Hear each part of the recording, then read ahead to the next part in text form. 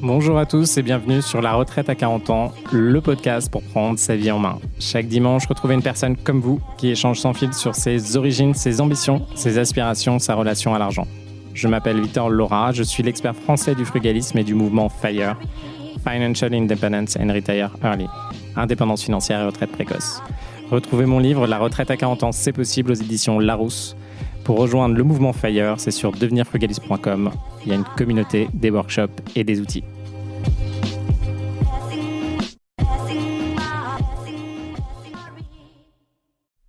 Bonjour à tous et bienvenue dans un nouvel épisode de La Retraite à 40 ans. Aujourd'hui, je suis avec Igor. Salut Igor. Salut Victor, comment vas-tu? Super bien et toi? Je vais bien, merci. Alors, je ne sais pas si vous l'avez compris, mais en tout cas, Igor, c'est un nom d'emprunt. D'ailleurs, ta femme, Igor, s'appelle Anna, c'est aussi un nom d'emprunt. Effectivement. Alors, on fait ça parce que vous le savez, de temps en temps, c'est un peu compliqué de parler de ses investissements, surtout quand on a toujours un boulot et qu'on a comme objectif d'atteindre une certaine rente. Du coup, voilà pourquoi on parle de nom d'emprunt. Alors, pour résumer un peu ta situation, aujourd'hui, tu as 33 ans, tu as déjà 2 colocs, tu as pour objectif de faire 6 000 € par mois de cash flow avec l'immobilier. On va revenir sur ta situation, comment tu es arrivé là. Exactement. Potentiellement, si on a le temps, sur les problèmes que tu as eu avec tes colocs pour gérer, principalement, je pense, à une fille où tu as eu des problématiques avec elle et il a fallu que tu gères ça et bien. C'est ça. Vu que tu bosses dans un secteur, toi, tu es très contrôle qualité. Du coup, tu gères très bien ces choses-là. C'est bien qu'on Effectivement. qu'on traite ce sujet. Et enfin, on a un petit peu discuté en off quand tu es arrivé ici. Toutes les questions que tu te poses aujourd'hui par rapport à ton projet IMO, par rapport à si tu veux aller dans d'autres pays, etc., on fera un peu un talk là-dessus parce qu'à mon avis, tout ce que tu m'as posé comme question, tout le monde se la pose. Du coup, on pourra revenir dessus. Parfait. L'intro est pas mal. Alors du coup, Igor, est-ce que tu peux nous dire un petit peu d'où tu viens, t'es né vers où et ton cercle familial ressemblait à quoi? Très bien. Alors, donc, déjà, merci Victor pour l'échange. Moi, je suis effectivement Igor. Je suis d'origine africaine, donc plus précisément de la Côte d'Ivoire et tout ça. Et il faut dire que en termes d'IMO, j'avais pas de grande connaissance. Donc, c'est vraiment un truc que j'ai commencé à faire moi-même, à me former, à lire des livres. Enfin, je pense que tu connais la base, père riche, père pauvre, ainsi de suite.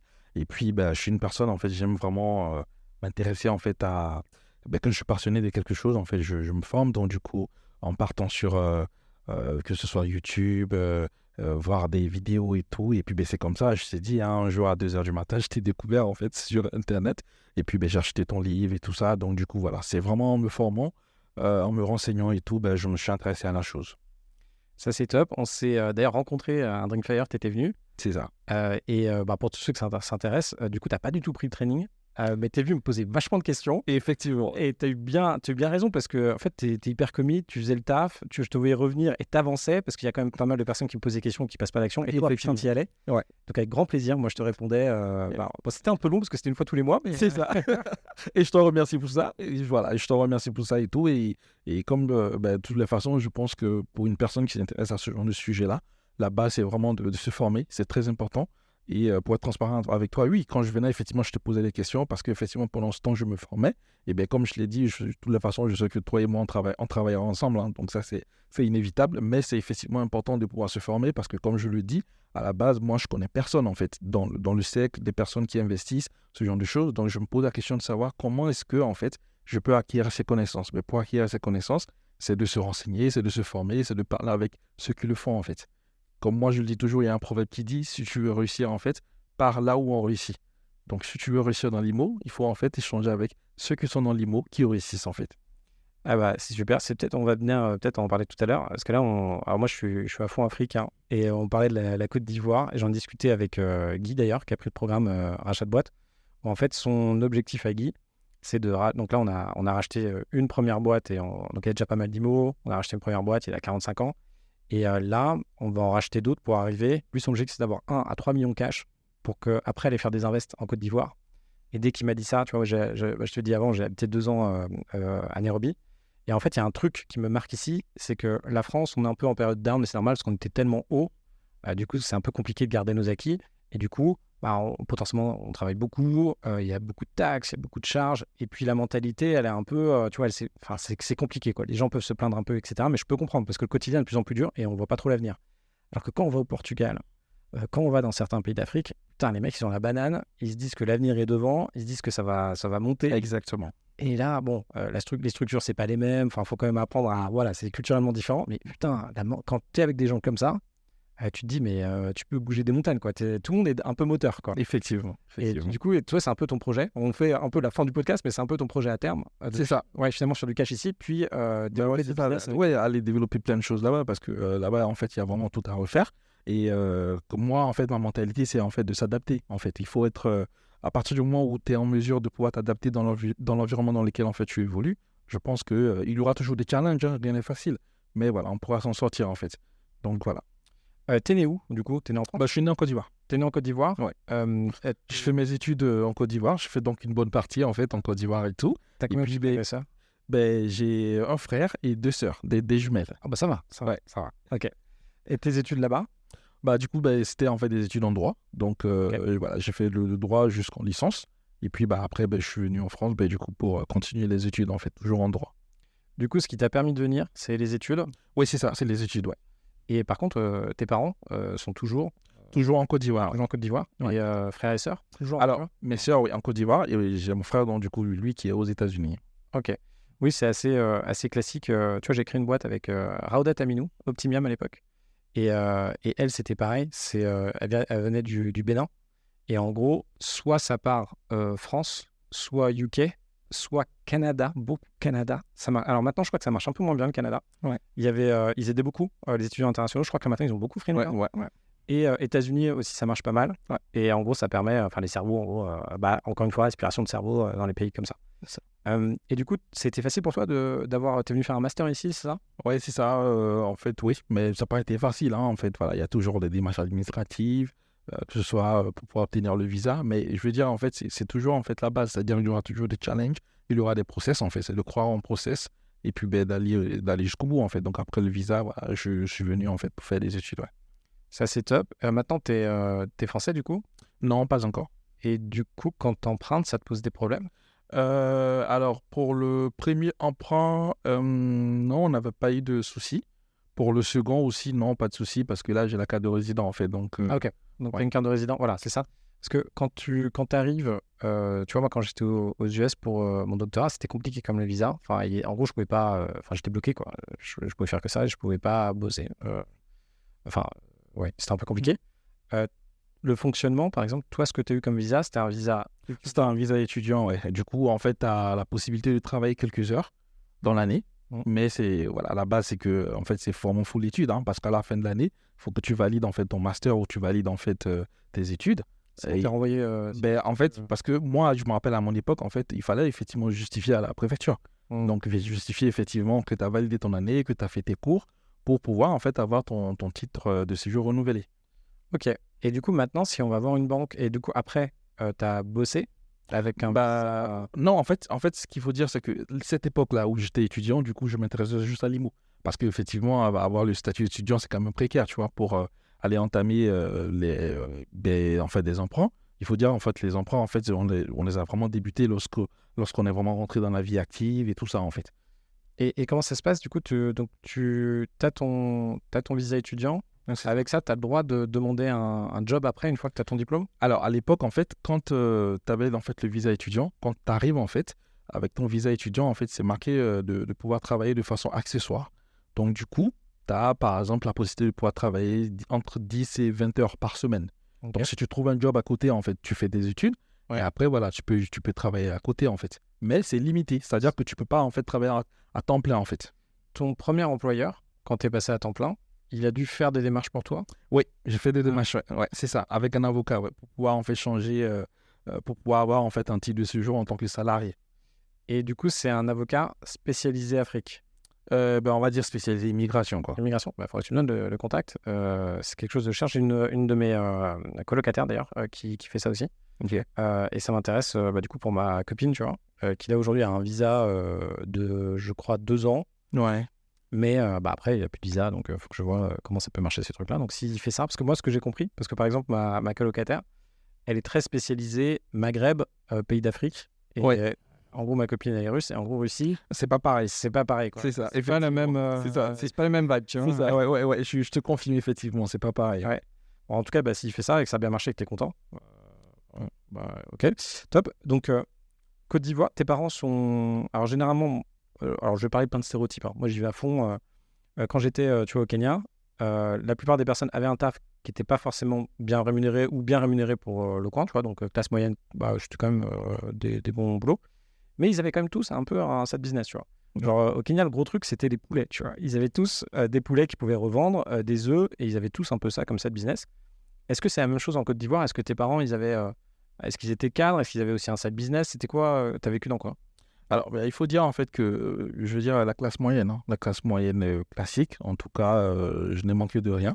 Mais en termes d'éducation, en fait, mon père a toujours fait en fait le maximum pour qu'on puisse avoir l'éducation, partir à l'école, pouvoir connaître en fait les principes de base, tu vois, de la vie et tout ça, et bien surtout mettre dans notre esprit en fait cet esprit de gagnant, de se battre en fait dans la vie, de ne jamais abandonner quels que soient les obstacles. Donc c'était vraiment classique moyenne, mais comme je l'ai dit en fait, mon père aussi s'intéressait à l'IMO. À l'époque, mais à l'époque, tu vois, j'étais jeune, donc je comprenais pas trop en fait. Mais il en faisait. Il en faisait. Oui, il en fait toujours, peut-être. Ouais, il en fait toujours. Ah ouais. Ouais. Donc, donc, du coup, à l'époque, tu vois, je comprenais pas tout ça, mais c'est voilà, avec l'âge ici et tout, la responsabilité, le fait de se former, du coup, j'ai compris quoi, j'ai compris le truc, ouais. Et ce que tu. Donc, il y a ton père qui faisait ça. Il avait un boulot plutôt cadre dans une banque, un truc comme ça? Cadre, il était plutôt dans l'aviation, dans le domaine aérien, ouais. Dans l'aviation. Et voilà, du coup, en fait, parce que il y a un truc assez bizarre dans les pays d'Afrique, dis-moi si je me trompe, mais la classe moyenne, généralement, les salaires de la classe moyenne sont assez élevés. En fait, ça dépend parce qu'il y a plusieurs niveaux. La plupart des personnes ne gagnent pas beaucoup d'argent, voilà, vraiment quasiment rien.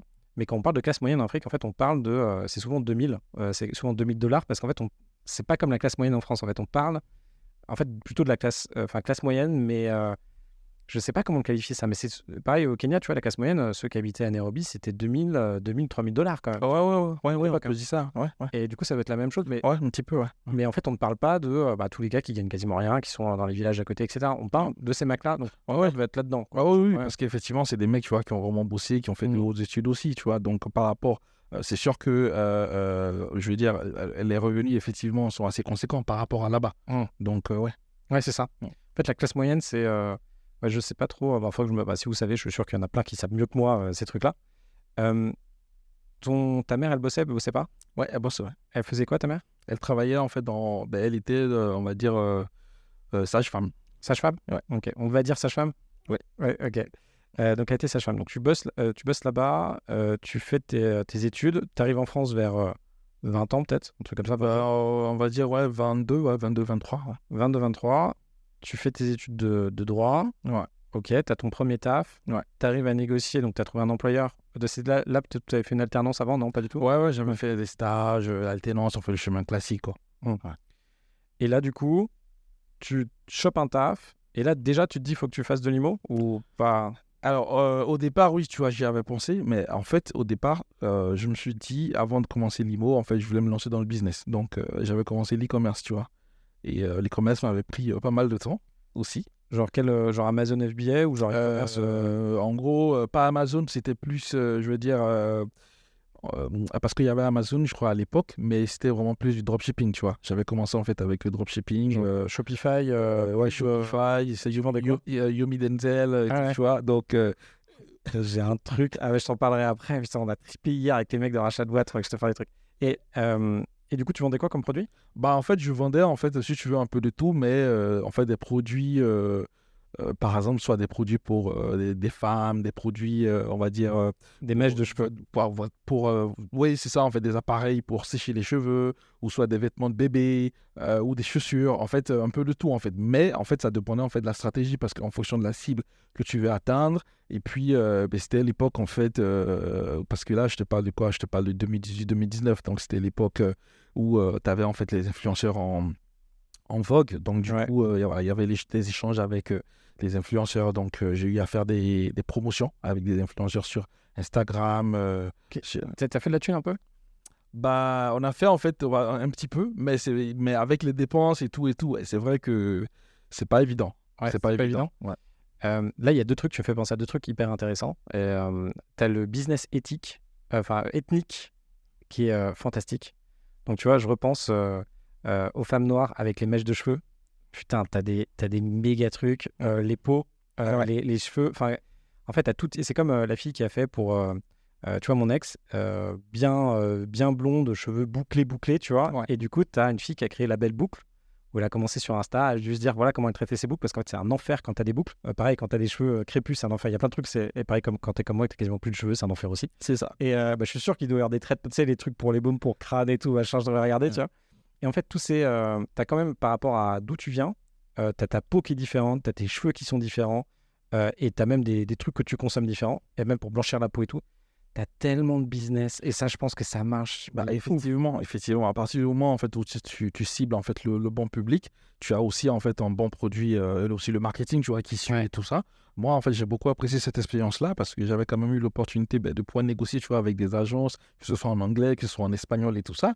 Donc, T'étais carrément à l'international et tout bah oui, on ne faisait pas uniquement que le mais- marché français. T'as encaissé combien en tout? Juste un ordre de grandeur? Bah, on va dire quoi, peut-être en 30 et 40K, tu vois, en 30, termes 40K? de chiffre d'affaires.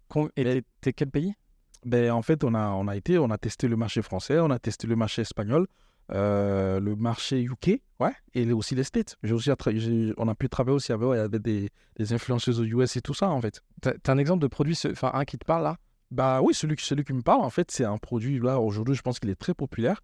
En fait, c'est un produit qui permet, en fait, aux femmes, en fait, de pouvoir boucler leurs cheveux. Ok. Donc, Donc, le rond qui chauffe là? ça chauffe et c'est assez grand et ça Ouais. leur permet de lisser leurs cheveux et tout ça. Et Ah, ça- c'est comme ça, tu tires, c'est ça? Ouais, c'est ça, tu Ah, tires. tire. Ouais, Ouais, ok. c'est ça, en Ouais. fait, tu tires et tout ça. Et ça, oui, ça, c'est un produit avec lequel on a vachement tourné pas mal. Au UK, en France, ouais, avec quelques influenceuses, ouais. Donc, technique classique, tu trouves ça sur un site chinois? C'est ça. Et ensuite, du coup, bah, tu fais ton site, mais tu vois vraiment un site vraiment professionnel et tout ça. Ouais. Et ensuite, avec le marketing aussi qui parle, tu vois. T'as pris un an en photo, t'as dit vas-y, lisse tes cheveux? Non, en fait, si tu veux, on a pris des photos sur des sites professionnels Ok, et ok. tout ça, tu vois. Ensuite, on a marketé, en fait, le produit. Ok. Et en plus, par exemple, comme je te l'ai dit avec les influenceuses, ben, l'idée Ouais. c'est d'envoyer le produit, de préparer en fait le speech par rapport à tout ça et tout. Et ensuite, du coup, bah, le balance. Et ensuite, ben, on suit tout ça en fait. Et après, faire le SAV et tout ça. Donc, ouais, c'était intéressant. Tu vois, moi, je trouve ça génial. Ils sont. Alors, il y a beaucoup de critiques, je pense, ouais, sur tu sais, les infopreneurs, les infovoleurs, machin. Mais en réalité, tu vois, même si toi, t'as pas percé dedans, tu l'as fait, t'as quand même fait 30 000 balles de chiffre. Ouais. Et toi, ça a dû changer ta vie parce qu'en fait, là, tu faisais du vrai business, quoi, tu vois. Bah oui, je me rappelle en fait, par exemple, il y a eu une promotion en fait qu'on avait fait avec une influenceuse au UK. Bah, je me rappelle, en fait, en 48 heures, on a fait plus de 12 000 euros. Ah, bah, c'est génial. Bah ouais. Et franchement, et en plus, nous, l'éthique qu'on avait, c'était vraiment de pouvoir apporter des produits qui vont apporter, en fait, pas vendre des produits parce qu'il faut vendre. Et c'était un produit, en fait, qui vraiment était beaucoup apprécié, en fait, du public féminin. Et ouais, c'était cool. Tu vois, là, par contre, t'as arrêté parce qu'en gros, tu gagnais pas de cash. Alors, en fait, on a arrêté parce que, si tu veux, nous... Alors, parce que moi dans ma petite expérience, tu vois, de l'entrepreneuriat, je pense qu'il y a aussi le timing. Donc, le timing dans lequel on était rentré, en fait, c'était un timing où le truc, si tu veux, le business avait vraiment commencé à se développer de ouf. Donc, il y avait plus de concurrence et tu avais aussi, en fait, des personnes qui le faisaient mal. C'est-à-dire en fait, qui vont vendre ce genre de produits, qui ne vont pas le livrer aux clients et ça entraînait des mécontentements. Et du coup, voilà. Donc, c'est rentré, en fait, dans un timing où ça commençait à être assez compliqué. Et du coup, ceux de l'époque, en fait, qui avaient réussi, en fait, plus tôt, qui avaient percé, bah, du coup, parce qu'en fait, quand tu as un produit qui se passe bien, bah, après, tu vas le labelliser, tu vas, en fait, le transformer en marque. Et du coup, là, tu passes à un autre niveau. Donc, du coup, c'était devenu un petit peu compliqué. Et tout ça, en fait. Et après, je me suis dit... et aussi, ça prend quand même beaucoup d'énergie. Parce que, tu vois, en plus avec le taf, bah, les week-ends, il faut être à fond, il faut travailler sur les sites internet, il faut pouvoir négocier, envoyer des mails en fait aux influenceurs, aux agences pour qu'ils puissent répondre, pouvoir négocier. Donc ça prenait quand même aussi pas mal de temps et tout ça. Et à un moment donné, je me suis dit, pas que en fait, c'est pas un projet intéressant, c'est intéressant, mais quand en fait, j'ai regardé le ratio, tu vois, temps et aussi en termes de bénéfices et tout, c'était pas trop ça et tout. Je me suis dit, bon, écoute, il faut que j'essaie de penser en fait à mon premier amour. Et après, ensuite, voilà, on pourra voir après pourquoi pas concilier en fait. Premier amour, c'est les mots, c'est ça? Ouais. En fait, tu vois, quand tu me dis ça, il y a un truc qui est assez dur, je pense, pour les gens, c'est de comprendre qu'au début, le ROI, il est dégueulasse. Tu vois, comme quand tu commences l'IMO ou que tu commences le business, en fait, il y a un problème, c'est que moi, tu vois, j'avais un programme création de cette business et franchement, j'ai pas des bonnes perfs dessus, tu vois. J'ai emmené les gens et en fait, je pense que j'avais le mauvais discours de vente. C'est-à-dire que j'avais oublié de dire aux gens, écoute, si vous venez avec moi, il faut taper dedans, quoi. Vous voulez réussir en SEO, on faisait beaucoup d'SEO à l'époque avec Romain, mon associé. Et nous, tu vois, on faisait monter des sites, ça faisait 1000 balles de cash flow, 5000 balles de cash flow. D'ailleurs, je les ai revendus, on les a revendus l'année dernière, avant que le SEO crash d'ailleurs. Et en gros, un site qui fait 1000 balles de cash flow, tu revends 20 000 balles. Et en fait, ce que j'avais oublié, c'est que tu vois, de l'extérieur, tu vois, quand je parle, t'entends, je dis ouais, bah vas-y, c'est simple, vas-y, on avance et tout, machin. Alors qu'en réalité, il faut vraiment que je dise aux gens, faut taper dedans, quoi. Et le business, ce que tu as fait déjà, toi, tu es allé super loin. C'est-à-dire que tu as réussi à encaisser de l'argent, etc., etc.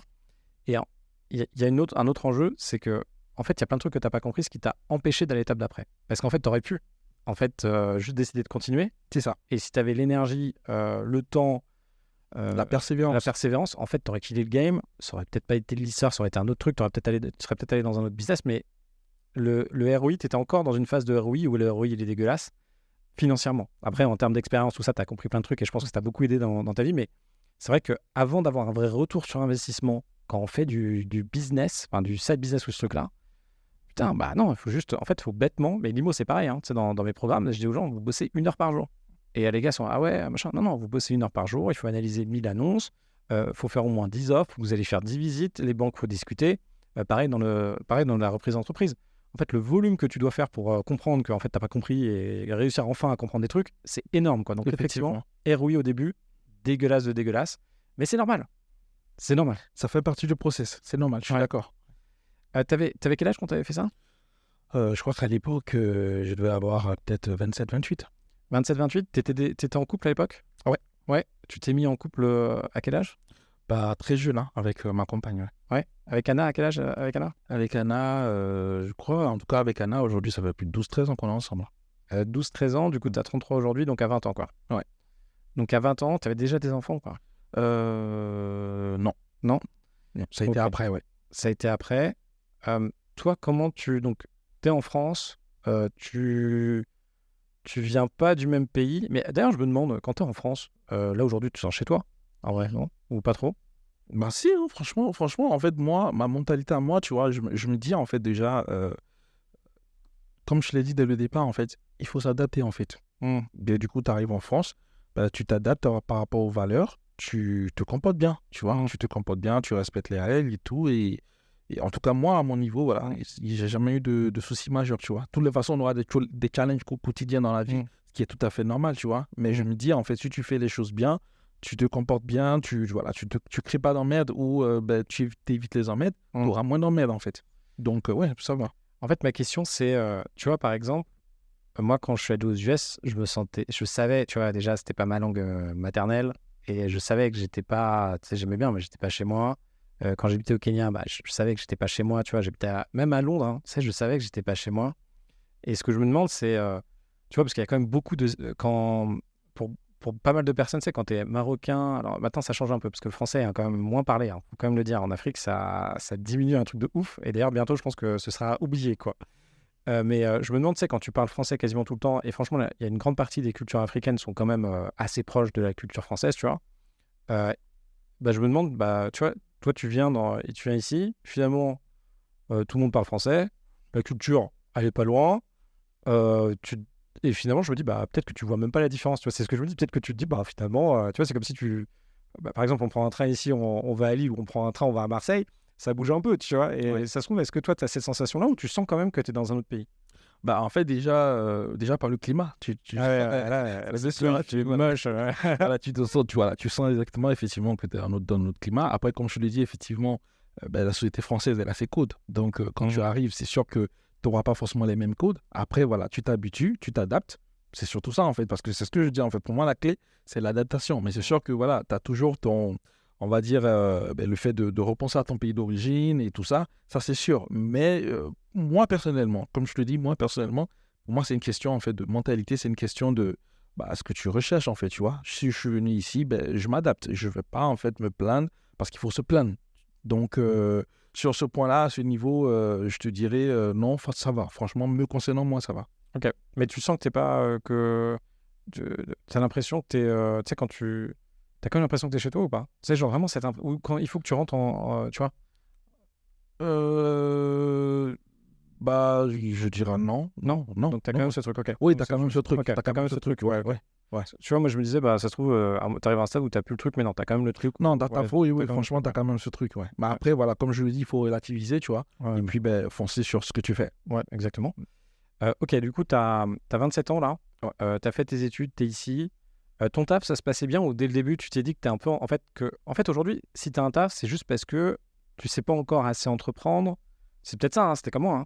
Peut-être que si t'as un taf aujourd'hui, c'est que t'as besoin d'apprendre, tu sais pas encore entreprendre. Et demain, si t'avais ton business, finalement, bah, t'aurais ton business et à terme, t'auras ton business. C'est juste là, t'apprends pour juste arriver à un stade où bah, t'arrives à bien trouver tes clients, t'arrives à monter ton truc et finalement, t'as ton business. En fait, t'es entrepreneur à la base, quoi. C'est ça. Ok. En fait, moi, tu vois, personnellement, tu vois, je me vois pas en train de faire une carrière dans le métier, dans ce que je fais. Et je me dis que, en fait, voilà, je l'utilise pour l'instant, tu vois, effectivement, pour pouvoir me former parce que j'apprends d'autres choses, mais que, en fait, ça m'aide, par exemple, par rapport à mes projets futurs. Ouais, c'est ça. Mais si tu veux, moi, c'est pareil. Hein. Alors, j'ai fait beaucoup d'études et beaucoup de taf pour de l'ego aussi, tu vois, pour me dire que je pouvais le faire et que je pouvais être bon dans le machin. Mais au fond de moi, en fait, je savais. Enfin, c'était sûr. C'est juste que j'étais pas capable, quoi. J'étais pas capable de gagner 5, 10, 20, 1000 balles par mois juste avec un business à peu près stable. Parce que l'entrepreneuriat, on a beau dire tout ce qu'on veut, mais bon, quand tu gagnes pas de thunes et que t'as plus de thunes, bah, c'est la même. Enfin, il faut bouffer, quoi. Tu vois. C'est clair. Faut remplir le frigo. Du coup, là, tu te lances dans de l'IMO. Toi, tu as fait 2 colocs.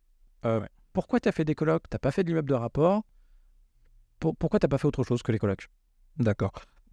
D'abord, comme j'ai eu à te le dire, en fait, moi, déjà quand j'étais en fait en stage ou en alternance, je m'intéressais à l'IMO. Donc du coup, père riche, père pauvre, le cadran du cash flow, voilà, j'achetais les livres, tout, je me renseignais. C'est quoi le cadran du cash flow, tu t'en rappelles?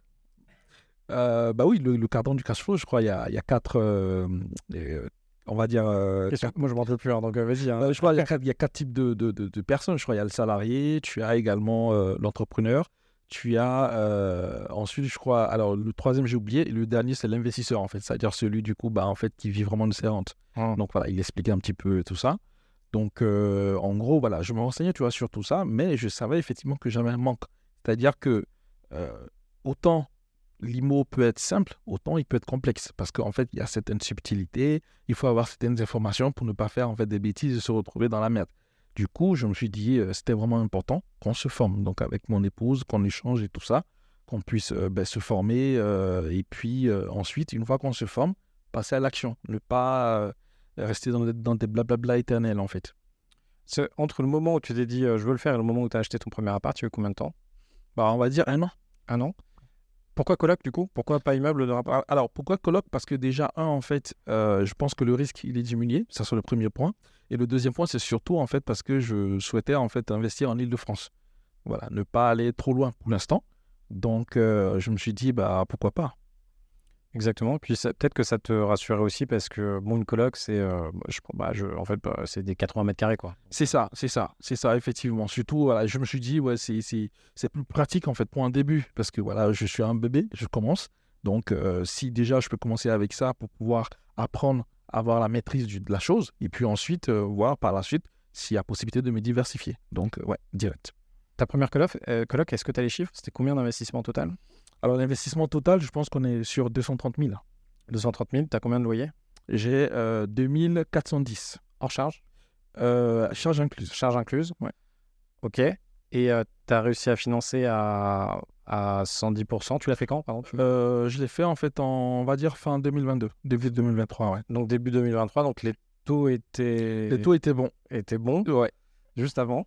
Ouais, c'est ça. En fait, juste avant, ouais, parce qu'après, ça commence à monter, ouais. Tu as réussi à faire du 25 ans? Oui. 25 ans, tu as réussi à avoir du 110% ou presque? Non, on a mis de l'apport. Donc, on a mis, on va dire, environ... peut-être à 8 à 10%. Ouais, 8, 9, ouais. 8 à 9, ça. Ouais. T'avais dû différer, pas forcément? Ouais, différé direct. Ouais. Différé direct, 24 tu as mois. récupérer ton apport? Ouais. Plus ou moins? Ouais. Plus ou moins, ouais. Ok, et tu dégages combien de cash flow si tu enlèves l'apport? Si j'enlève l'apport, je dirais peut-être 700, 800. 700, 800. Ta chambre, tu la loues à combien? Alors, les chambres, du coup, en fait, il y a différents prix. Donc, elle part de 560 à 600. Ok. On dirait pas où c'est, mais c'est en Ile-de-France. C'est ça. Voilà, parce que tu continues à en faire là-bas et je pense que C'est ça. tant qu'à faire, faut que tu. Ouais. C'est ça. Et pour être précis, en fait, dans les chiffres, hein, en fait, avec le différé, comme je te l'avais dit, on est aux alentours, on va dire, entre 1000 et 1200. Ouais. Et sans le différé, on serait donc aux alentours de 500 à 600. J'ai parlé de toi dans un épisode de podcast parce qu'à un moment, on s'est appelé. J'ai pas mal de failleurs avec qui j'échange quand ils ont des problèmes. Même en ce moment, je sais pas pourquoi, j'ai beaucoup de gens qui divorcent. Je vous le souhaite pas, hein, mais j'ai beaucoup de gens qui m'envoient des messages et me disent ouais, Victor, j'étais à fond, mais là je divorce. Donc, faut que je rachète ma résidence principale. J'ai les enfants, j'ai machin. Du coup, qu'est-ce que t'en penses, machin. Enfin, bon, en gros, je fais un peu de soutien psychologique, tu vois. Je comprends. Moi, m'étant séparé après 7 ans, tu vois, c'est quand même costaud comme truc.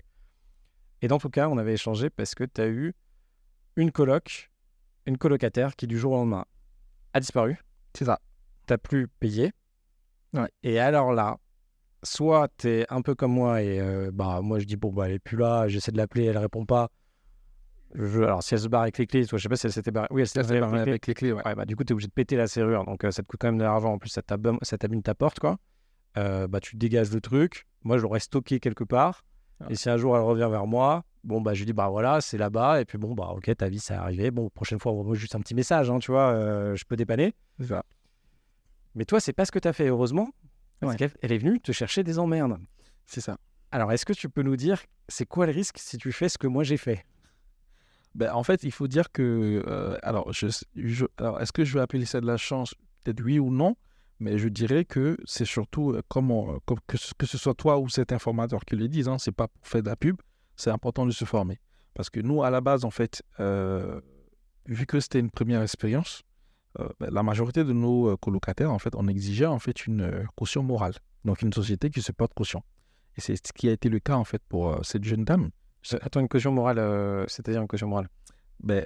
Généralement, les colocataires. Tu prends pas un garant physique? Là, Non. Donc, tu prenais genre GADI, etc. Non, c'est quoi une caution morale pour toi? La caution morale, c'est une société en fait qui va se porter caution pour le locataire. Voilà. Donc, c'est eux qui payent.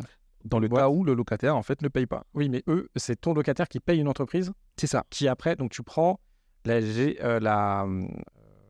sais plus comment ça s'appelle, on en parlait avec Bruno l'autre jour.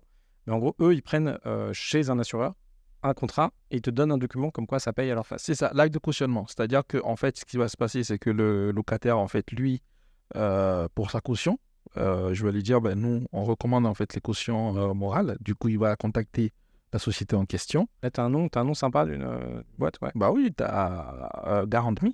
Ok. Voilà. Exactement. Voilà. Pour les étrangers. C'est ça. Et ça marche bien? Du coup, ça marche super bien parce que c'est ce qui nous a sauvés dans ce cas-là. Voilà. Du coup, j'en parle parce que j'ai eu l'affaire, j'ai reloué une de mes colocs cette semaine, je sais même plus, cette semaine ou la semaine dernière, à une Anglaise. Et du coup, effectivement, tu as Guarantme, tu vas dessus, tu remplis le dossier. C'est ça. Ça leur coûte, c'est un peu cher. Tu as les chiffres? Ouais. Oui, je crois que ça leur coûte environ entre 2,50 à 3% du loyer. C'est-à-dire, par exemple, dans le cas en question, c'était, je crois, elle a dû payer, je crois, entre 300 et 350 euros. Mais il y a la possibilité de payer en plusieurs fois. Voilà. Et ça, c'est pour combien de temps? En fait, c'est pour 1 an. Voilà, c'est pour 1 an. Donc, il faut à chaque fois renouveler. C'est ça. C'est ça le truc. Donc, ça fait, voilà, ce que j'avais retenu, c'était du 30-50 balles par mois. Ouais. C'est un peu ça que j'avais en tête. Donc, il faut quand même dire, quand vous louez une chambre, donc vous êtes, par exemple, moi, les chambres que je loue, c'est là à Paris, c'est 700 euros hors charge, plus 50 euros de charge, plus Guarantme, si la personne veut ça rajoute 50 à un peu. Bon, ça augmente. Mais ça peut sauver des cas. Bah oui. Et alors, du coup, comment ça s'est passé? Donc, du coup, toi, tu es là, tu as loué ta coloc, et qu'est-ce qui se passe là? En fait, ce qui se passe, c'est qu'en fait, on a en fait cette demoiselle-là. Déjà, au départ, en fait, elle était. Elle nous a même supplié pour pouvoir avoir la chambre de tout, parce que c'est une chambre privative avec salle de bain et tout ça. Et t'as craqué. T'as craqué. En fait, voilà, tu vois, on a craqué. Ouais, je vois Diana derrière toi, là, elle rigole, elle se dit non, plus jamais. Hein. Bah oui, Igor, plus jamais. Hein. Plus jamais. Donc, du coup, voilà, on s'est dit, pourquoi pas, on lui donne une chance et tout. Et du coup, la demoiselle, quand elle est rentrée, du coup, dans l'appart, du coup, elle faisait sa loi, quoi. C'est-à-dire que, parce qu'on avait établi, en fait, un pacte de colocation entre les colocataires pour l'organisation et tout ça. Mais tu l'as fait comment ça? Tu l'as fait en PDF, tu l'as imprimé, tu l'as mis sur les murs, tu l'as envoyé sur un groupe WhatsApp? En fait, je l'ai imprimé et à chaque état des lieux avec chaque colocataire, je leur remets on le lit ensemble et ensuite ils les signent et ensuite ils le font signer avec les autres colocataires. Ah, ça t'est bon. Ouais, parce que en fait, c'est con, hein, mais si on fait pas ça, c'est la jungle. C'est ça. Si nous, on met pas l'ordre, il n'y a pas d'ordre. C'est ça, effectivement. Donc, du coup, elle a eu à le signer. Et après, quand elle a aménagé dans l'appartement, il y avait en fait beaucoup de plaintes au niveau des autres colocataires qui se plaignaient de son attitude parce qu'elle part en cuisine, elle ne lave pas en fait ses assiettes, elle fait du bruit dans l'appart. Donc, on a essayé plusieurs fois de la raisonner, mais elle nous expliquait que c'était son foyer et que nous, en tant que bailleurs, en fait, on devait juste récupérer notre thune et se taire. Et je lui ai dit non, ça se passe pas comme ça. Parce que voilà, c'est un nouvel appart. Donc, il faut respecter aussi l'intimité des autres. Ce sont les informations qu'on a eu à vous communiquer dès le départ. Tu aurais pu mieux gérer ça? Est-ce que tu aurais pu mieux la gérer? Tu vas trouver peut-être une autre posture, peut-être une autre approche, peut-être en lui demandant qu'est-ce qu'il te faudrait pour respecter. Est-ce que tu pensais que c'était foutu ou là, avec le recul, tu penses que tu pourrais faire différemment? Non, je pense que c'était foutu en fait parce que tu sais, dès le départ, hein, c'est un peu comme quand tout candidat qui va postuler en taf, tout le monde en fait se présente sur son meilleur jour. Donc, dès le départ, tu ne peux pas connaître ou avoir des informations sur l'éducation de la personne. Mais c'est au fur et à mesure, du coup, tu t'en rends compte. Donc, dès les premiers mois, on a compris en fait que du coup, en fait, elle nous avait menti par rapport à son éducation, par rapport aux valeurs en fait qu'elle dégageait et tout, et qu'en gros, elle faisait à sa tête. Donc, on a plusieurs fois essayé de rentrer en contact avec elle pour échanger avec elle, pour lui faire comprendre que tu n'es pas seul. En fait, tu n'es pas dans ton hôtel particulier. Tu vis avec d'autres personnes. Il faut respecter en fait. Et si tu ne peux pas respecter, du coup, la porte est ouverte. Il faudra en fait aller récupérer, te prendre un appart à toi, et comme ça, tu pourras faire ta loi. Comment est-ce que maintenant, tu retombes sur elle demain? Est-ce qu'il y avait des signes? Est-ce que maintenant, tu as une autre technique pour recruter tes locataires? Est-ce qu'il y a des choses que maintenant, tu sais, quoi? Bah oui, déjà, par exemple, je dirais le concept de pitié, ça c'est fini, tu vois. Ouais. Voilà, ça déjà, c'est des trucs sur lesquels je ferai très attention. Et puis aussi,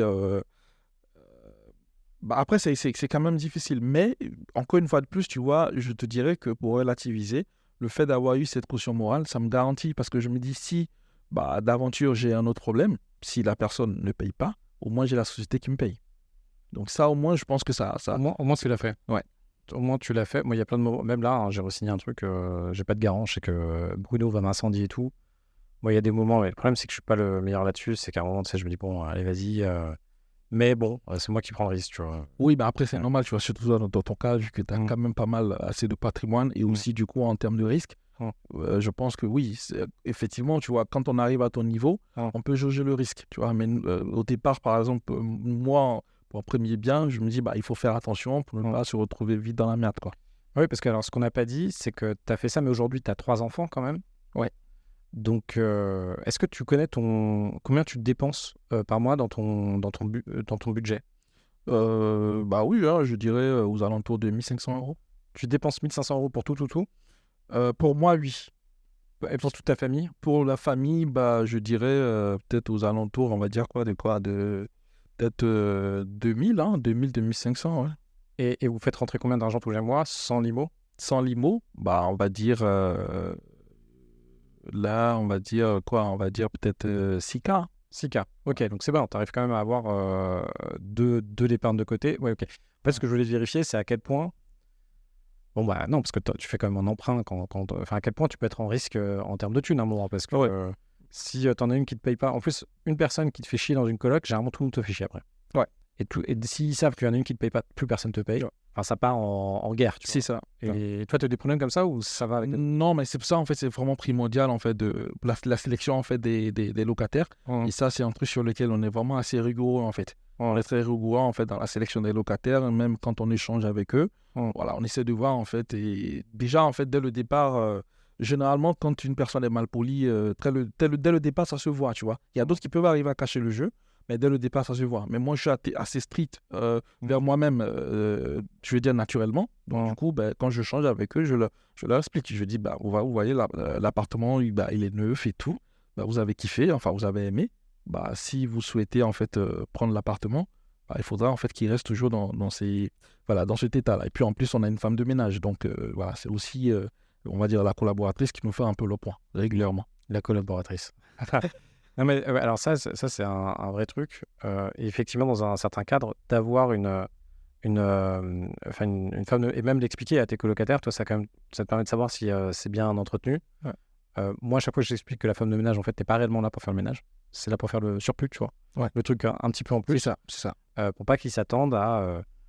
parce qu'en À fait, ne rien faire. à ne rien faire. Parce que si tu mets le bordel... Enfin, en gros, si tu ranges pas chez toi, que c'est pas propre, il te faut une femme de ménage 2 heures tous les jours pour combler... Enfin, 2-3 heures tous les jours pour combler la merde que quelqu'un peut faire dans un appart, quoi. C'est ça. Et du coup, une femme de ménage qui passe une fois par mois... En fait, elle attend quasiment rien faire. Elle redonne un coup. S'il y a un truc où il faut bien détartrer un peu plus que d'habitude, elle le fait, mais elle peut pas... Effectivement, c'est le message en fait qu'on leur a passé, ça en surplus. Mais cela en fait ne vous exempte pas en fait de faire votre ménage quotidien. Donc voilà, c'est le message qu'on a passé. Et du coup, je pense que oui, même pour tes téléspectateurs, hein, ce serait intéressant de revenir donc sur l'histoire de la jeune fille. Donc du coup, du jour au lendemain, en fait, elle nous a envoyé en fait un message en nous disant en fait qu'elle se barrait de l'appartement et que il fallait juste venir récupérer les clés. Donc je crois que c'est plusieurs heures après en fait que j'ai vu le message. Et donc du coup, je lui ai envoyé un mail pour lui expliquer en fait selon la procédure. Voilà comment ça se passe. Et donc, du coup, elle m'a indiqué en fait elle était déjà partie. Donc, elle a pris les clés, elle est partie. Et du coup, je lui ai demandé en fait, il faudrait que tu reviennes pour ensuite nous faire en fait un mail dans les règles de l'art afin de pouvoir faire l'état de sortie des lieux, donc de l'appartement. Elle nous a inventé plusieurs histoires. Elle était malade, elle n'avait pas le temps et tout ça. Et nous, on a contacté du coup la caution morale. On a expliqué le cas. Au bout de combien de temps t'as contacté? Au bout de, je crois, 2-3 jours. J'ai pas perdu le temps. Du coup, là, elle te dit qu'elle parle pas, c'était en fin de mois, c'est ça? Elle est partie en milieu de mois. Elle est partie Elle t'avait payé le mois? Non. Elle t'avait pas payé le mois, t'étais en milieu... Donc toi, déjà, là, t'étais en train de lui dire en début de mois, écoute, tu les as pas encore mis en prélèvement, tes loyers? Non. Ouais, vas-y, hein, ça change la vie. C'est ça. Comme ça, au moins, tu sais dire tout de suite si t'as un problème ou pas. Ok, donc t'es en milieu de mois, donc je présume que toi, tu checkes quand même tes comptes, tu redemandes à la personne, elle te dit je sais pas quoi, je vais te faire le virement ou je sais pas quoi. En fait, elle n'a même pas dit ça. En fait, elle a simplement dit, en fait, je m'en vais vu que vous avez ma caution. Ouais. Déjà, en fait, le prorata, donc la période où je suis resté, vous le récupérez dans la caution. Et du coup, voilà, et elle est partie. Ok. Et là, du coup, tu essaies d'échanger avec elle pour faire l'état des lieux de sortie. Ouais. Et là, elle te répond plus au bout d'un moment. En fait, elle me répondait pas. Quand je crie, elle répond pas. Quand je l'appelle, elle répondait pas. Ou soit elle m'envoie un message en me disant qu'elle est malade et que quand elle sera guérie ou elle sera en bonne santé, elle va le faire. Et pendant ce temps, du coup, moi, j'ai pas perdu le temps. Donc, comme je l'ai dit, j'ai expliqué, j'ai contacté en fait la caution morale. Et ce qui s'est passé, le mois en question, du coup, a été réglé par la caution morale. Mais on n'avait plus besoin de ce profil. Donc, de toutes les façons, même si on reste sur 12 mois, on allait recevoir en fait le loyer chaque mois. Mais c'est pas ça le problème, c'est que moi, je veux relouer la chambre, passer à un autre profil. Et donc, du coup, j'avais remis les annonces, j'avais trouvé des bons profils qui étaient intéressés. Mais puisqu'elle était partie avec les clés, je ne pouvais pas, en fait, je veux dire, au sens de la loi, du coup, récupérer en fait l'appart. Et alors là, du coup, tu as regardé comment faire. C'est ça. Alors du coup, si ça vous arrive, comment on fait? Ouais, c'est ça. Du coup, j'ai regardé comment faire et tout. Du coup, j'ai appelé en fait pas mal d'huissiers de justice pour expliquer en fait du coup la situation et tout. Ils m'ont dit c'est compliqué parce qu'elle est partie avec les clés. Donc même si vous changez les serrures et tout ça, le problème c'est que si elle revient, parce que vous savez pas si elle va revenir, voilà, elle peut vous poursuivre et tout ça. Donc au final, je leur ai dit en fait j'ai le mail, j'ai plutôt le message parce que c'était un message WhatsApp qu'elle avait envoyé en indiquant en fait qu'elle part. Donc du coup ils m'ont dit si vous avez en fait ce message là, déjà c'est bien. Et si vous avez les autres mails sur lesquels vous avez pu la contacter, déjà ça aussi c'est bien. Ça prouve que vous avez en fait entamé une démarche. Et ensuite, en fait, on va faire un constat d'huissier. Donc c'est ce qui a été fait. Donc du coup, il y a un huissier qui est venu. Bien sûr, je l'ai payé. C'est pas gratuit. Combien? 150, 250? Je crois entre 250 et 300 euros. Ouais, Île-de-France, plus cher. Ouais. Et t'es venu avec un serrurier aussi alors? Oui, mais avant ça, j'ai contacté mon avocat. Oui. Déjà pour expliquer la situation. Ton avocat qui est ton avocat d'assurance ou qui est comment tu le connais ton avocat? En fait, je le connais par le biais de la personne avec qui je me suis formé. Ok, tu as récupéré l'avocat? Donc j'ai contacté l'avocat pour lui expliquer. Donc du coup, il m'a fait une consultation juridique qui est aussi payante. Ok. Voilà. Combien? Je crois qu'on était aux alentours de 90 euros, je crois. Ah ça va. Là pour le coup, c'est ok. Donc tu lui as expliqué? Voilà, je lui ai expliqué et tout. Donc du coup, il y a eu ça. Donc j'avais la facture plus la facture de l'huissier de justice. Donc, du coup, je rentre aux alentours de entre 300 et 400 balles au total. 400 balles. Et là, tu les as payés, mais est-ce que tu as pu te les faire rembourser? Alors, donc, ce que j'ai fait, c'est que du coup, l'huissier, en fait, quand il est arrivé, il a effectivement constaté, parce que dans la cuisine, en fait, chaque locataire, au niveau des armoires, a son espace. Donc, du coup, elle avait vidé, en fait, son espace et tout ça. Et du coup, il a pris donc les photos de cette partie-là pour démontrer, en fait, qu'elle est réellement partie. Et par la suite, du coup, il y a eu l'acte, comment dire ça, le procès, voilà, le procès verbal, donc le PV, qui nous a été envoyé. Et à la suite de ça, du coup, moi, j'ai contacté effectivement un serrurier pour pouvoir changer, en fait, la porte de sa chambre. Parce qu'il y a la porte d'entrée. Du coup, la porte d'entrée, puisqu'on est en copro, elle, on ne peut pas la modifier parce qu'il faut que je demande l'autorisation à la copro. Mais tu peux modifier ta serrure. Ouais, mais ça risque d'être compliqué. Ça risque d'être donc tu l'as pas fait. Parce qu'elle Je l'ai pas fait. Elle avait quand même. Elle avait la clé. Ouais. Voilà. Par contre, en fait, j'ai modifié en fait la clé de sa chambre. Oui. Donc, du coup, là, donc ça, j'ai changé la serrure, tout ça. T'as eu ça t'a coûté combien? Ça, en fait, je crois que c'était 70 ou 80 balles. Ah bah ça va. Avec Ouais, le ça placement va. et tout, franchement, t'as un mec qui t'a fait ça pas cher. Ouais, il m'a fait pas cher, en fait. Ouais. Donc, mais ça, c'était, je veux dire, au noir, parce que, en fait, ça, j'ai pas déclaré, en fait. Ouais, c'est ça. Voilà. Parce qu'en vrai, c'est plutôt. Ouais, 150, c'est 150, ça, en fait, ouais. c'est plus cher. Ok, ouais. Donc, du coup, donc j'ai fait ça. Ensuite, j'ai reloué.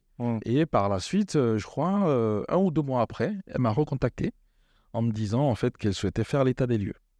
Donc, je lui ai fait un mail, je lui ai expliqué la situation. T'as mis où toutes ces affaires? Parce qu'elle avait des affaires encore dans la chambre ou elle était partie avec tout? Elle était partie avec tout, heureusement. Ok, donc et le cas, t'avais demandé à ton avocat si t'avais eu certaines de ces affaires, qu'est-ce que t'aurais dû faire? Alors, ce cas, j'ai pas creusé. Voilà, Ok, j'ai pas creusé. Ok. Mais la chance que j'ai eue, c'est quand on a ouvert du coup la chambre, la chambre était vide. C'est-à-dire que il y avait juste en fait nos mobiliers qui étaient là. Ok. Donc elle était partie en fait. Et c'était nickel ou pas? Oui, c'était nickel. Ok, d'accord. La chance aussi, c'était Ok. nickel. Ouais.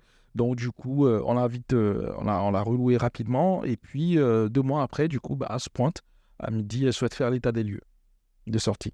Donc du coup, je lui explique la situation avec un mail en bonne et due forme. Et je lui dis, voici les dépenses en fait que j'ai eu à effectuer.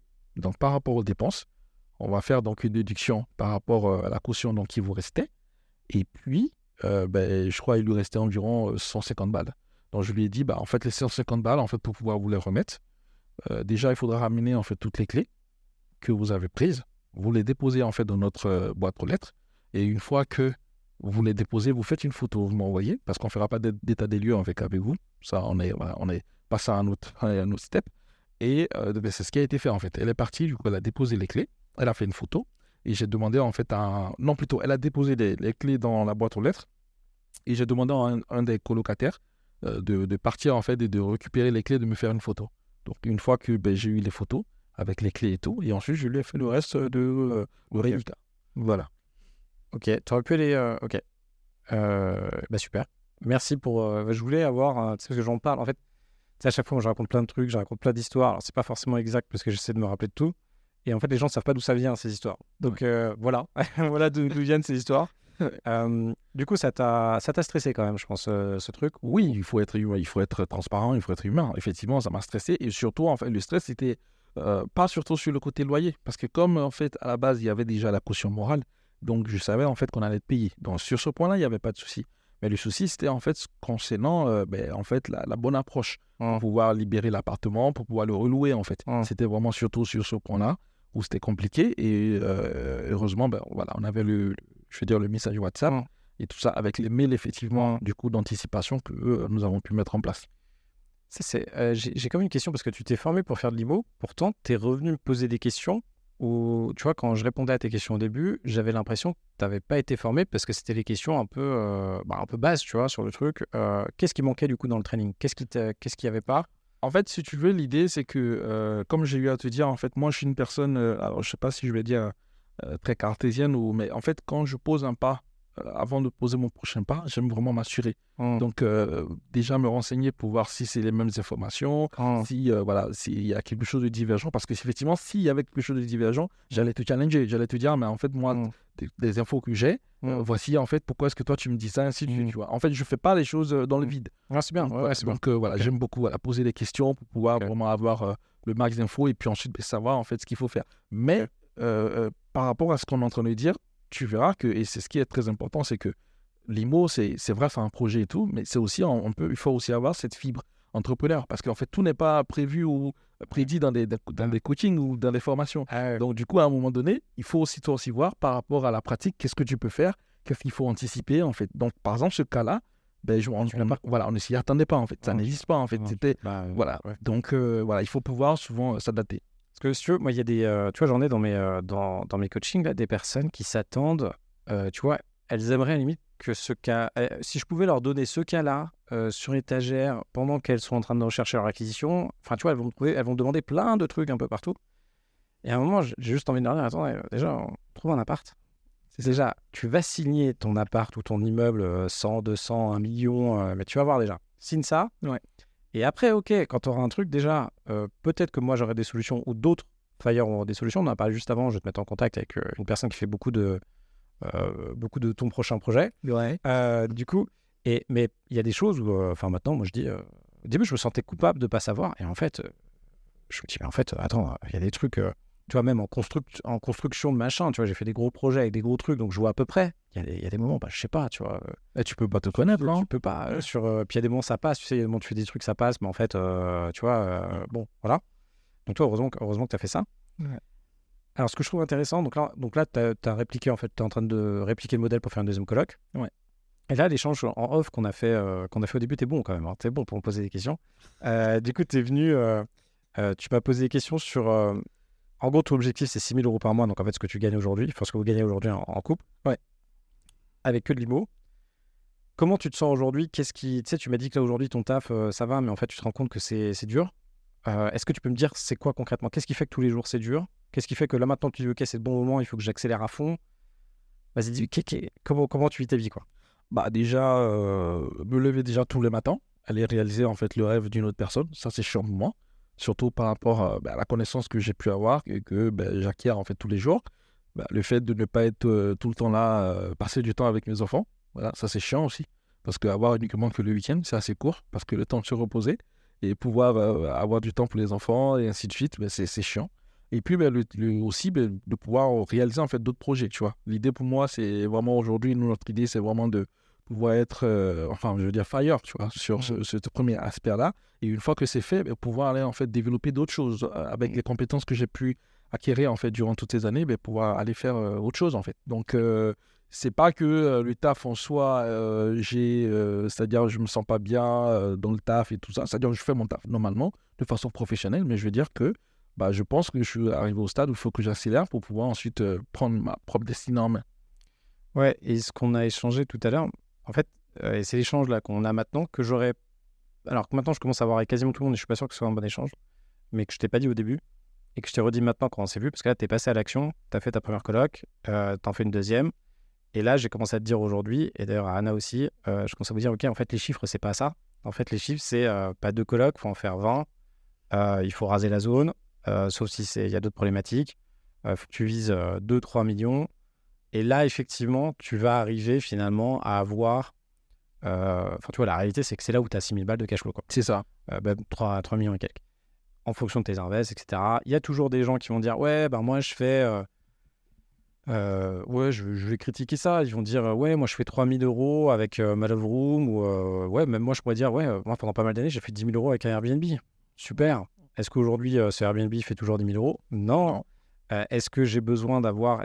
Heureusement que j'ai acheté autant de lots, machin. Oui. Parce qu'en fait... faire du cash rapidement comme ça, mais c'est bien, je pense qu'il faut les féliciter. En fait, j'essaie de me dire que ces personnes essaient de faire quelque chose de bien, et je vais les féliciter parce que oui, elles ont réussi à un moment à faire 2 000 €, 10 000 €, etc. La seule problématique, c'est, tu vois, en plus, vous avez des enfants et tout, puis tu as d'autres projets à faire. En fait, il faut vraiment de la masse et du volume pour sécuriser un cash flow conséquent, et en fait, il faut taper dedans, quoi. Effectivement. Et remplacer un salaire comme ce que toi, tu peux avoir, tu es dans les 5 000 nets. En fait, en réalité, aujourd'hui, alors ça dépend du financement, du taux, machin des projets, mais il faut y aller. Et oui, tu vas pouvoir gérer ton temps mieux comme tu veux, mais en réalité, donc tu vas pouvoir décider, tu vois, par exemple, moi, je sais pas, ça fait 2 lundis où, tu vois, je suis un peu burné, tu vois. Je me lève le lundi, je suis un peu énervé. Moi, ça se voit, en fait, quand je suis fatigué, c'est que je m'énerve. Voilà, si je m'énerve, c'est-à-dire que je suis fatigué. Tu vois, sinon, je me barre, tu peux me faire un peu n'importe quelle crasse, je me marrerai avec toi, si tu peux me klaxonner, je ferai une blague, je sais pas quoi. Par contre, si je m'énerve, là, ça veut dire que c'est pas contre toi, c'est juste que, tu sais, je touche mes limites, quoi. Ouais. Et je le vois. Et puis moi, je peux m'énerver, tu sais, vraiment, quoi. Et là, tu vois, ça fait 2 lundis de suite où je me dis: «Putain, chaque lundi», parce que je bosse le week-end aussi et tout machin, je me dis ou peu importe, mais tu sais, je suis pas de bonne humeur, quoi, le lundi. Et parce que je pense que je suis encore programmé, tu sais, comme les enfants, tu sais, c'est le lundi, tu commences la nouvelle semaine, tu sais, je sais pas pourquoi, mais alors je m'en fous en vrai, tu vois, mais moi dans ma tête, ça marche un peu comme ça. Et là, je me dis, zut, il faudrait que je prenne mon lundi matin off. En fait, le lundi matin, il faudrait juste que je fasse, je sais pas, que j'aille dans un spa, que je parte avec ma copine, je sais pas où, et juste pour couper ce moment qui est bon, après, il faut travailler pour quoi, etc. Mais bon, maintenant, je me dis que je devrais faire ça. Ce que je veux dire pour toi, c'est là, pour faire ton fire avec des colocs, la quantité de boulot sera énorme. Ouais. Mais ok, tu l'as fait, enfin, tu vois juste qu'il faut processer, quoi. Tu peux en faire 4 par an, ce qu'on se disait un peu avant. L'autre enjeu, du coup, 4 par an, du coup, il te faut, ouais, il va te falloir 4 ans, en gros, à peu près pour atteindre ton objectif. Mais bon, ça passe. Et puis, plus tu vas atteindre ton objectif, plus à un moment, tu vas pouvoir te dire, ah ouais, attends, peut-être que mon taf, je vais peut-être l'arrêter un peu avant, peut-être que je vais moduler, etc. L'IMO, au moins, ça fait une énorme stabilité, mais c'est vrai que ça gagne beaucoup moins que le business. Toi, à la fin, tu veux passer sur le business, tu as déjà ton truc de business, c'est bien, tu le matures en ce moment, donc ça, c'est super. Ouais. Après, il y a un autre truc, c'est, tu vois, je discutais avec Kevin, qui s'occupe avec moi du programme de rachat de boîte. Lui, il a racheté une boîte à 2,6 millions à peu près, Ouais. avec seulement 80 000 € d'apport, tu vois. Donc lui, il rembourse quand même 20-30 000 balles par mois, tu vois, grosse dette, gros truc, machin, LBO, machin. Et on en discutait hier, et je lui ai dit, tu sais, moi, je suis hyper transparent avec tout le monde, machin. Et je voyais qu'il disait pas, tu vois, toute l'histoire, tu vois, derrière aux gars, tu sais, on était avec les gars qui font le rachat de boîte avec nous, donc ils viennent dans un training quand même, tu vois. Et puis moi, je suis là, mais vas-y, je fais, mais Kevin, quand même, vas-y, raconte le vrai truc, là. T'es un peu fatigué, quand même. Et Kevin, je fais, ouais, je suis un peu fatigué. Et je lui dis, mais finalement, là, tu bosses plus, hein, quand même, que quand t'avais ton taf. Et là, Kevin fait, ouais, je bosse beaucoup plus. Mais bon, je peux choisir quand je bosse. Et si à un moment, je veux bosser à minuit, alors, c'est ce qu'il avait fait la veille. C'est pour ça qu'il avait l'air fatigué. Il a répondu à un appel d'offres à minuit, tu vois, parce qu'il voulait le choper, quoi. Mais s'il veut prendre un jour le mardi, ce qu'il fait pas souvent, mais il peut. Enfin, c'est juste, il peut le faire. Il peut aller avec ses enfants. Tu vois, il a 2 petits, je crois. Et il peut le faire, mais en réalité, il bosse beaucoup plus, tu vois. Mais il bosse de chez lui aussi, tu vois. Il modélise. C'est ça. Après, tu vois, pour en fait revenir sur ce que tu dis, je pense que c'est important aussi de savoir que, en fait, bosser pour soi ne veut pas dire qu'on est en vacances, tu vois. Et je pense que, en fait, je vais bosser plus, mais je serais content, en fait, de bosser plus parce que là, je sais que c'est vraiment mon projet, tu vois. Et comme tu l'as dit, je peux te dire, tel jour, je prends un jour off, je me pose et le lendemain, je reprends parce que voilà. Mais là, tu vois, c'est vraiment plus un truc à toi. Tu sais que tu vois ton patrimoine, tu vois les chiffres, tu vois comment ça avance, tu vois aussi l'aide que tu apportes parce que après tout, on est des bailleurs, mais on permet à des personnes de pouvoir se loger et tout ça. Donc tout ça aussi, c'est aussi un impact en fait que tu apportes. Donc je me dis en fait dans la vie, en fait tout est step by step. Et mais oui, c'est pas la fin, je veux dire, c'est pas les vacances, hein. C'est sûr que voilà, ça va entraîner plus de travail. Mais comme je te le dis, c'est le process. Par exemple, moi, pour le premier bien, en fait, pour qu'on puisse avoir ce premier bien, on a fait plus de 25 visites. Tu vois, et je me rappelle, en fait, quand je commençais les formations, on disait toujours, à force de faire des visites, tu auras, en fait, l'œil de l'investisseur. Mais je me posais toujours la question, c'est quoi, en fait? C'est quoi l'œil de l'investisseur? C'est quoi l'œil de l'investisseur? Comment est-ce qu'on fait pour le développer? J'ai compris qu'en fait, c'est en faisant, en fait, des max de visites que, du coup, tu arrives à déjà voir, en fait, dans cet appartement-là, j'ai la possibilité de pouvoir faire 2 salles d'eau, 3 salles d'eau. Est-ce qu'il y a des arrivées d'eau là, des arrivées d'eau? Est-ce que je peux faire 2 toilettes, ainsi de suite, tu vois? Donc, je pense que tout est une question de step by step. Ouais, tout à fait. Et tu vois, là, par exemple, sur rachat de boîte, là, il y en a 2, 3, un peu plus qui sont pas encore passés à l'action, là. Et si tu veux, j'étais avec eux hier, et tout de suite, tu vois, je lui dis, écoute, viens, on appelle le broker, on va voir la boîte lundi. Là, les gars, on commence à analyser la boîte entre nous, et en fait, malheureusement, ils retournaient dans le truc un peu politique, tu vois. Putain, ils commençaient à parler de trucs, franchement, il y en a aucun qui a fait du SEO vraiment, tu vois. Ok, ils y connaissent un peu parce qu'ils sont dans la tech, ou etc., mais ils n'ont jamais fait de SEO. Ils ont échangé avec des gens, ils donnaient leur avis sur un truc, tu sais, moi je les regardais à un moment, et tu sais, moi ça m'attaque, ça, le politique, j'étais là, non mais les mecs, t'as fait du SEO là? T'as gagné de l'argent? Non, bon alors on arrête, tu vois, on arrête d'en parler, tu vois. On arrête ce truc, on arrête de dire que machin, machin. J'aurais dit, attendez, le truc de base, c'est on va racheter cette boîte, ouais, mais la boîte est un peu chère. Je fais, ok, est-ce qu'à 600 000 € tu l'achètes la boîte? Et là, les mecs, alors elle crache 300 000 par an, tu vois. Okay. Et là, les gars, ils me font, ouais, à 600 000, j'achète. Ok, on y va. Ils me font, ouais, non, mais il y a déjà une offre qui a été refusée au-dessus. Et je fais, non, tant pis. Écoute, on y va. Déjà, là, on n'y connaît rien à la boîte, au secteur. On sait même pas les équipes si elles sont sympas, machin. On va rencontrer le dirigeant. Hop, on y va. Hop, on va. Et ça, c'est comme les visites d'appart. Si tu rencontres pas de dirigeant, si tu te déplaces pas, si tu prends pas ton train pour aller, je sais pas, à Bordeaux pour visiter ta boîte, tu vois, tu le vis pas le truc. Et quand tu payes ton train, là, tes 100 balles pour aller visiter, tu vas dire, attends, quand même, j'ai payé 100 balles. Là, aujourd'hui, je les paye ces 100 balles, tu vois. C'est ça, effectivement. Parce que quand tu fais de l'humour, en vrai, les coûts, ils sont pas importants, tu vois. Mais quand tu rachètes une boîte, si tu fais une boîte, par exemple, à 1 ou 2 millions d'euros, t'as due deal, donc payer voilà, tu vois, payer tes avocats, machin, t'en as pour, aller à 5, donc tu peux avoir pour 60 000, 100 000 euros de coûts, juste pour payer des mecs, comme toi, en fait, qui vont analyser la boîte et estimer les risques, tu vois. Ouais. Et cet argent-là, c'est pas genre t'as payé 60 000 euros de travaux et tu peux te dire que t'as quand même un parquet sympa, tu vois. Ouais. À la fin, t'as un papier qui te dit, j'adore ces trucs-là. Oui, bon, par rapport aux informations qu'on a dans ce périmètre-là, il y a potentiellement un risque. Voilà ce qu'ils vont te dire, les gars. Et t'es là, ok. T'as payé 60 000 pour ça, mais bon, t'es obligé de le faire parce que de temps en temps, c'est le mec, il te dit un truc quand même, et tu te dis, ouais, attends, on va quand même renégocier un peu avec le vendeur, tu vois. Et c'est ça la base. C'est l'action et de trouver ton groupe. Moi, je pense qu'il faut. Tu vois, les Fire, là, tu regardes un peu les jeux vidéo. T'es pas jeu vidéo, toi? Non, moi, je suis pas trop jeu. Ah, merde. Tu vois, je regardais la Carmine Corp, tu sais, fait par un gars ouais, tu vois. Ouais.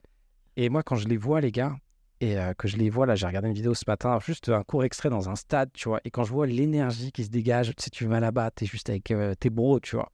Ouais. Tout le monde gueule en même temps et tout. Je me dis, putain, c'est ça, Fire, tu vois. Moi, je veux que Fire, c'est qu'on soit tous là, tu vois. On se défonce en énergie. Entre nous, on se crée de l'énergie. On règle nos problèmes. Ouais. Tu vois, je pense que j'en ai réglé pas mal chez toi. Là, tu vas régler pas mal de problèmes chez les gens. Ouais. Les gens avec qui je vais être en contact, ils vont régler pas mal de tes problèmes. On avance tous ensemble.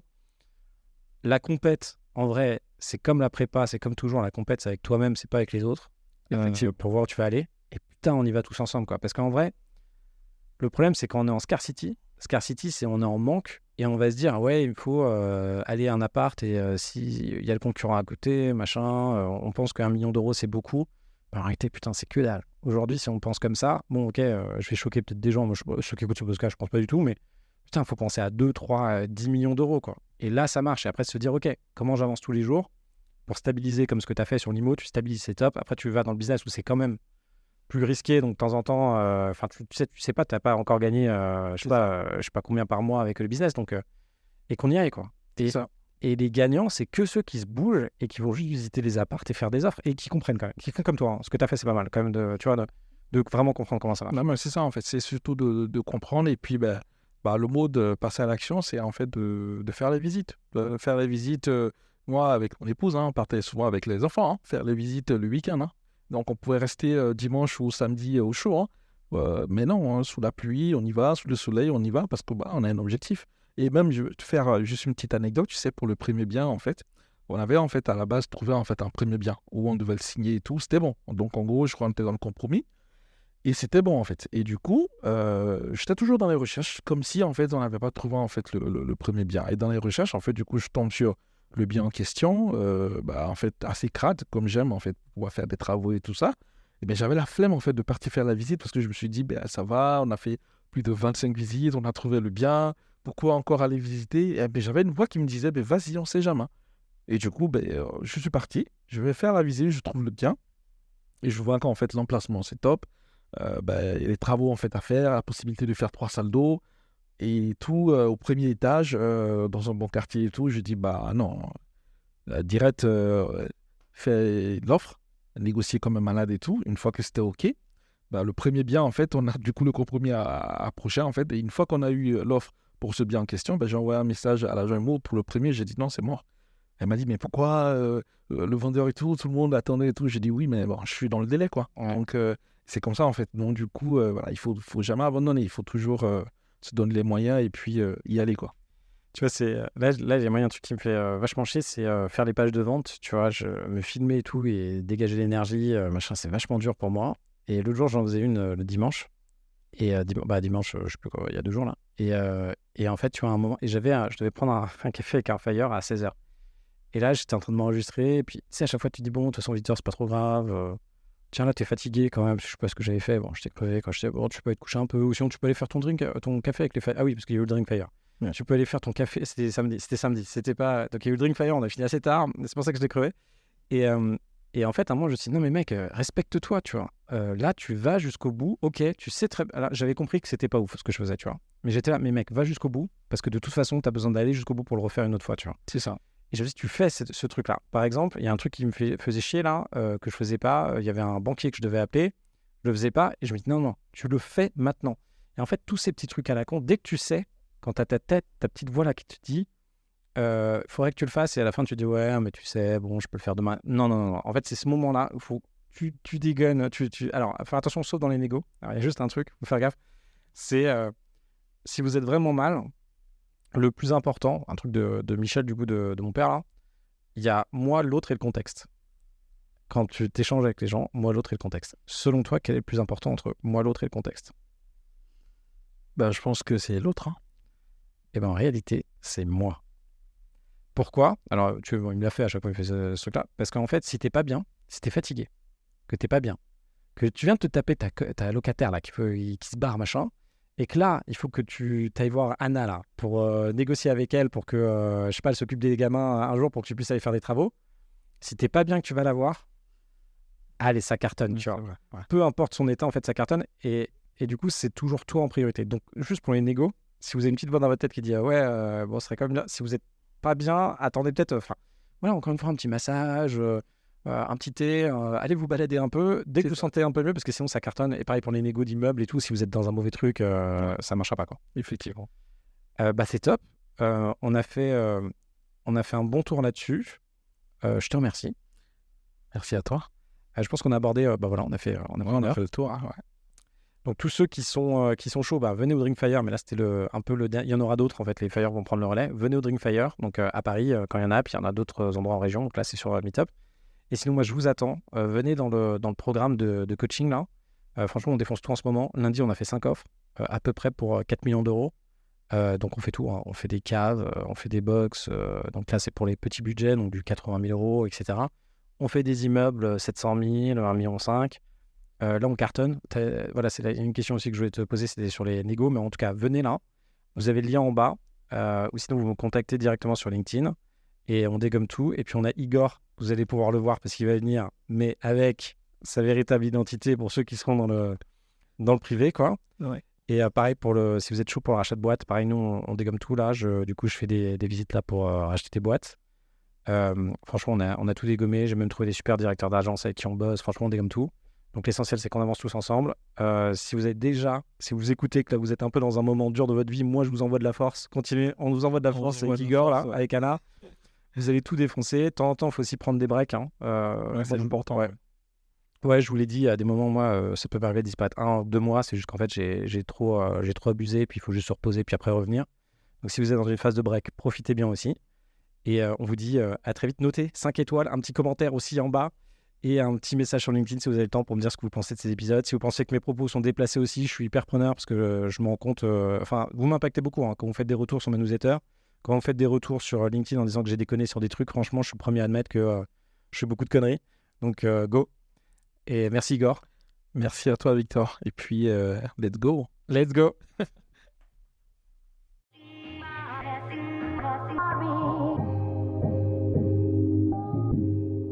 Vous venez d'écouter un épisode de La Retraite à 40 ans.